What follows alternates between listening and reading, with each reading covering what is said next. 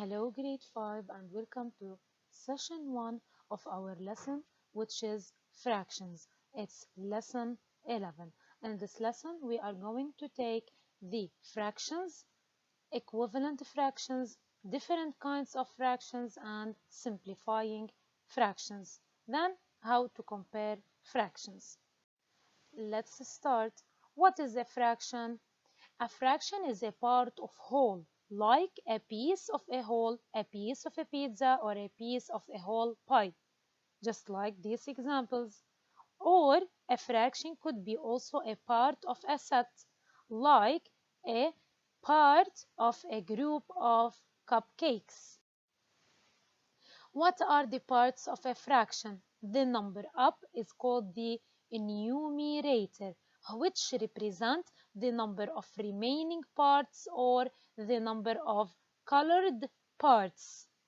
The number down is called the denominator, which represent the whole number of parts, which represent the whole. Okay?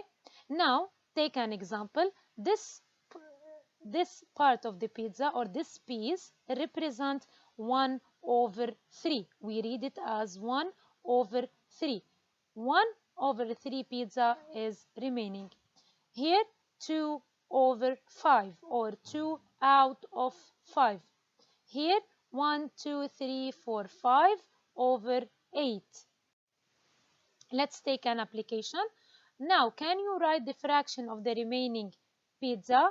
Yes, let's count. 1, 2, 3, 4, 5. So we have 5 pieces out of 6. Here we have 2 pieces out of 3. Now, can you write here the fraction of the colored parts? We count 1, 2, 3, 4. We have 4 parts out of the whole, which are 6. So 4 over 6. Here we have 1 part out of 4. So we write 1 over 4. And we said the fraction could be representing a part of a set. Take this set of fruits. What is the fraction that represents the apple? We have 1 apple out of 3 fruits. And what is the fraction of the fruits that are not apple? We have 2 fruits out of 3 that they are not apples. So 2 over 3. You have to pay attention to use the fraction. The fraction represent only equal parts like this. We can write a fraction of this bar of chocolate, but we can't write the fraction of this bar of chocolate. Why? Because it's not divided into equal parts. So the fraction must represent equal parts. Let's make more applications. We divide the pizza into 6 equal parts. Sammy wants to eat 2 parts of this pizza. Can you represent what Sammy eats as a fraction? Sammy will eat 2 parts out of 6, which is the whole. So the fraction will be 2 over 6, where 2 is called the numerator and 6 the denominator. In this drawing, the fraction represents the colored part. Let's write the fraction that represents the colored part. Let's count them. 1, 2, 3, 4, 5. We have 5 colored parts out of 8, where 5 represent the numerator, the colored parts, and 8 represent the denominator, the total number of parts. Now let's learn how to read fractions. Look at the first one. You can read it as 1 over 2 or 1 out of 2, or you read it as a half. This one is read as 1/3 or third. This one is read as 1/4 or we use quarter. It's a quarter or 1/4. This one is read as 1/6. This one is read as 1/8 or eighth. Look, we are putting th to the denominators. This one is 1/10. This one is read as 3/4 or 3/4. And the last one, look how it could be read. It could be read as 5/7. Now we are going to talk about the types of fractions. But before we start, you have to know that fractions represent division. So we have a number in the numerator and a number in the denominator.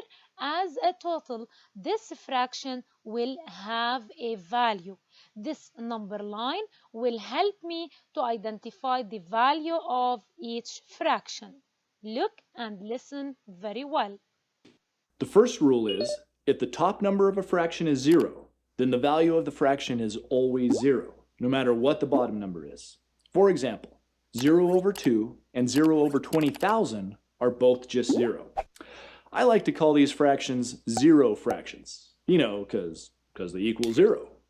Oh, and by the way, you can never have 0 as the bottom number of a fraction because you can't divide something into 0 parts, so don't even try it. The next rule is this. If the bottom number is bigger than the top number, then the value of the fraction will be greater than 0 but less than 1. That means it'll be somewhere in this section of the number line. Any fractions that have values in this range are called proper fractions because we can use these values to represent smaller parts of things. Our third rule is this. If the top number and bottom number are the same, then the value of the fraction is always just 1. So whether you have 1/1 or 5/5 or 100/100, the value is always just 1. I'm going to call this kind of fraction a whole fraction because its value represents one whole. Oh, and in case you're wondering, this rule doesn't apply to 0/0 because like I told you, having a 0 on the bottom of a fraction is a big no-no. Okay, our last rule is this. If the top number is greater than the bottom number, then the value of the fraction will be bigger than 1. That means it'll be somewhere in this section of the number line, which goes on forever. These are called improper fractions, because even though they're written like regular fractions, since their value is greater than 1, they aren't really used to represent smaller parts of things. Now let's explain more the types of fractions using the number line. Look at the first pizza. It's cut into 3 parts. Okay, you didn't eat any part. It's 0/3. This is a 0 fraction. Its value is 0. The same pizza, you ate 2 pieces. So the fraction is 2/3. It's a proper fraction. Its value is greater than 0, but it's less than 1 whole. You ate less than 1 pizza. But if you ate 3 pieces, it means you ate all the pizza. You ate 1 unit. You ate a whole pizza. So its value is equal to 1. But if you ate more than 3 pieces, you ate 3 pieces and 1 more pieces of another pizza. This is 4/3, which is an improper fraction. Its value is greater than 1. It could be greater than 1 or greater than 2 and so on, depending on the number of wholes. Okay, so the most common used fractions are the proper fractions. As we said, proper fractions, numerator less than the denominator, like this one and these examples. It's less than 1 whole. While the improper fractions, the numerator is greater than the denominator in this one, which they represent a value which is greater than 1.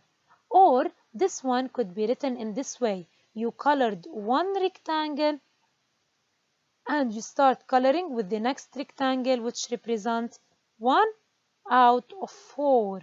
So you colored 1 1/4. 1 1/4 of the rectangles. Okay, this one represents the improper fraction. Improper fraction could be represented like this value. This value is called a mixed number. This mixed number is mixed. It's a mix of a whole and a fraction. Like this illustration, let's write it as a mixed number.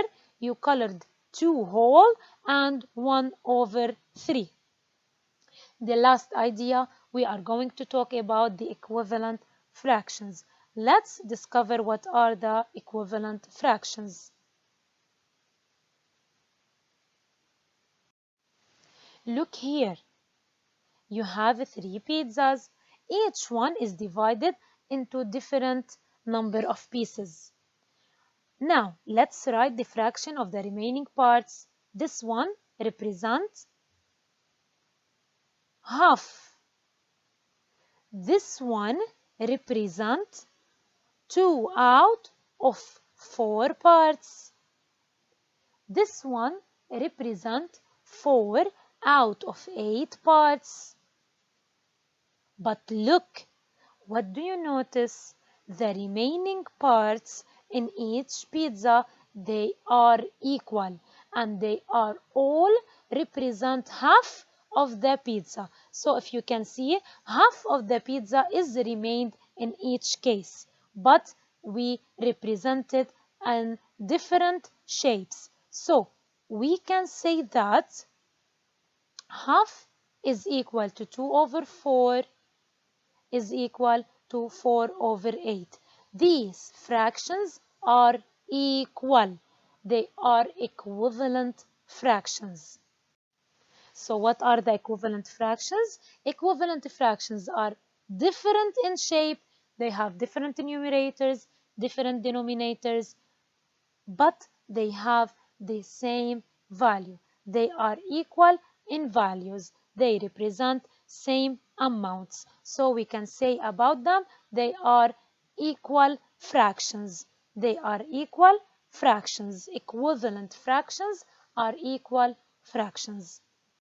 By this, we finished our session. Thank you for watching. Goodbye.